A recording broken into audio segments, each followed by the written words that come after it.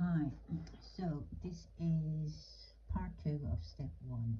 Okay, the reason I separated it was because I actually done that a lot with my between my addictions. Like I would drink and not use, and then use and not drink. Yeah, so I always separate them. I always had to have a substance in there, but at the same time, I thought I was clean and free of addiction when I was drinking. I thought I was free of addiction when I had three private doctors and I wasn't using street drugs. I was using prescription drugs, so that means I'm not clean. You know, all of these different stories I would um, hold up for myself to continue. Yeah. The difference why I wanted to speak on the difference with the alcohol for me was step by step I went into addiction. You know, I didn't go into being addicted to drugs straight away. It took time, obviously. Yeah, I didn't, as I explained in the other video. Um, you know, I found my powerlessness and my unmanageability in how I was in the end. Like um, how I would wake up. I would wake up in withdrawal. I would wake up with the bed, you know, sheets sweating, and you know, me achy, me, you know, my thoughts immediately going on how can I get out? How can I stop being sick?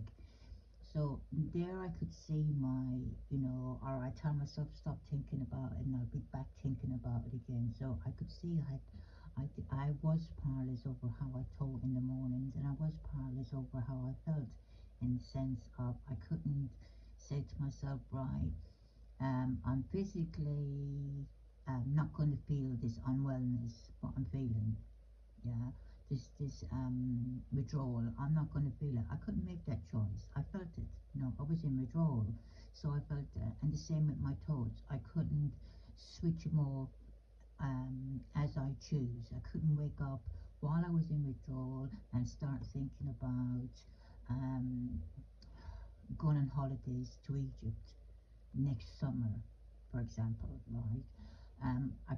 Them thoughts didn't come in, they weren't in. Automatically, what happened, my thoughts automatically were in the need to come out of withdrawal. So there it was very easy to see it. But because I came up in a home where drink played a big part, I did not want to become like that.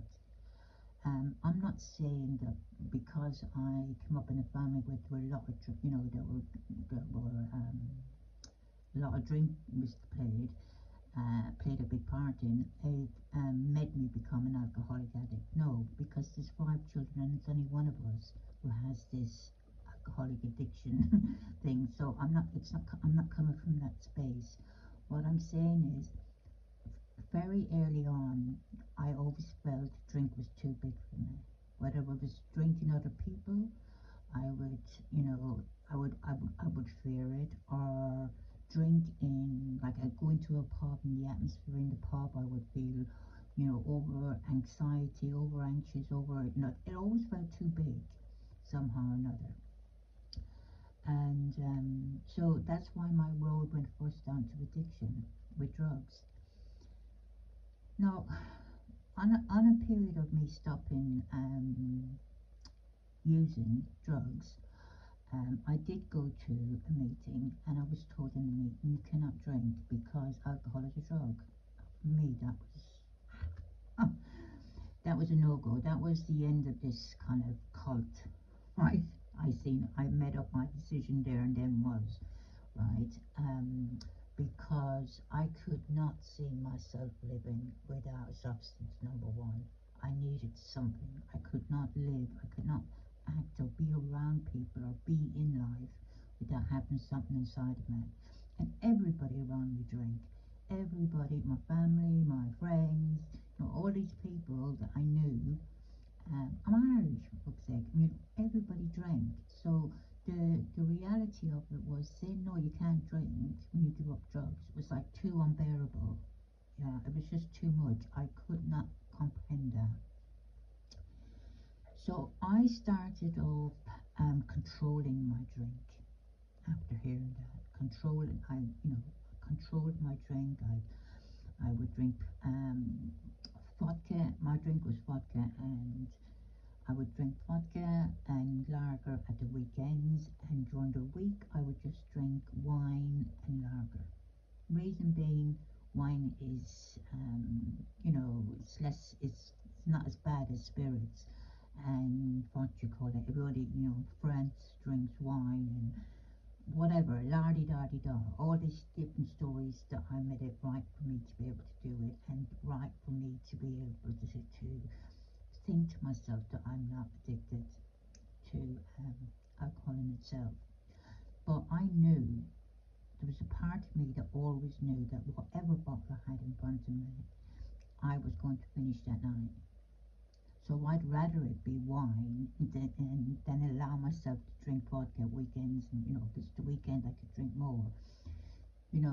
I would rather do that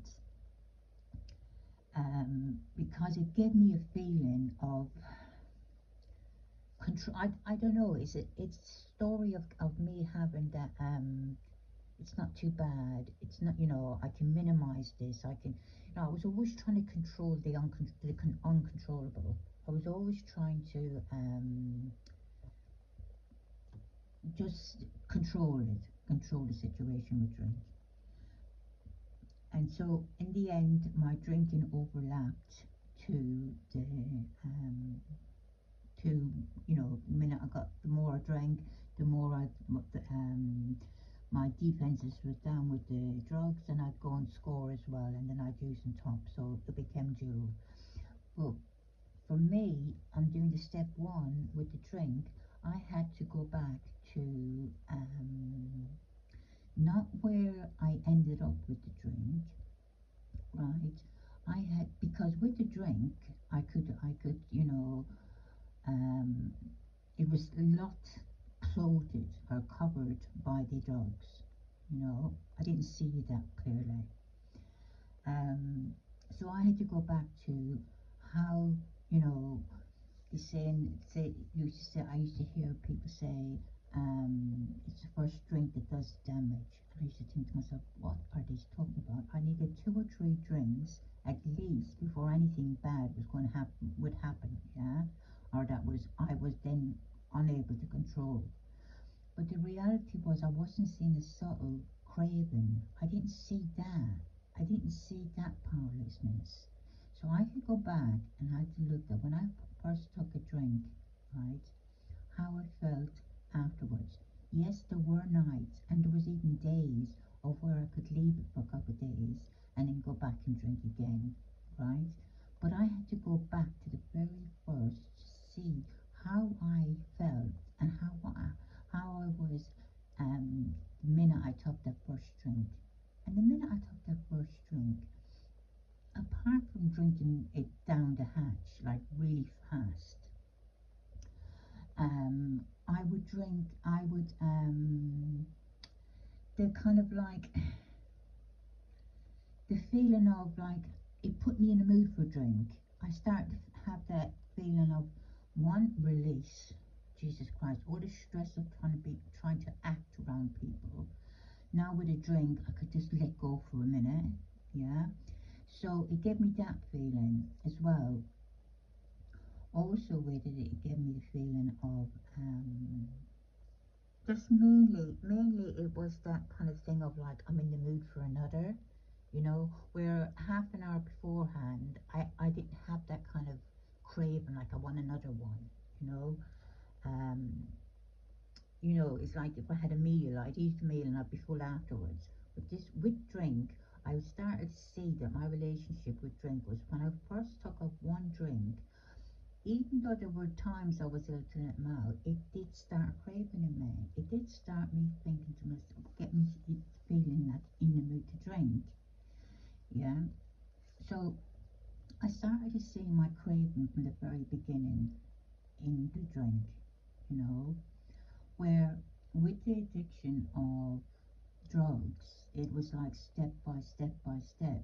I would go on, I would use, have no consequences, not wake up with in any withdrawal symptoms, not have any of, you know, being obsessed in the morning thinking about it, um, and being powerless over them thoughts. No, I wake up, be fine. Oh, and more that went on, the more it went on to the sense of a feeling of a false belief I started having. I can handle this, you know. There's no consequences, so yes, I can handle it.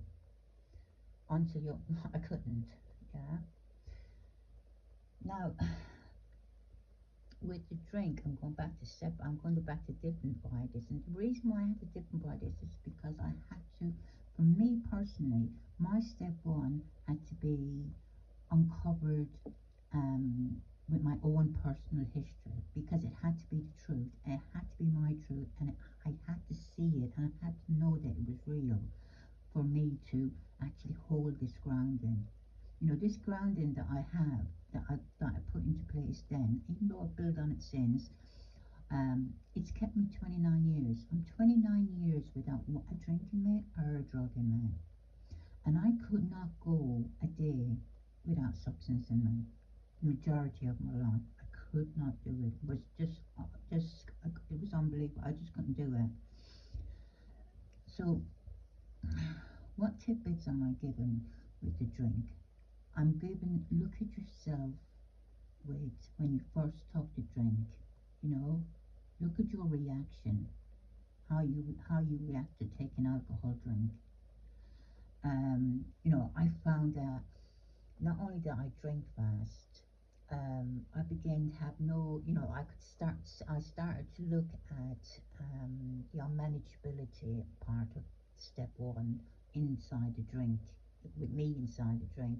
And I could see that once I put a drink in me, you know, as the night went on, I'd be 10 minutes, I'd be up on the stage, singing, dancing, whatever.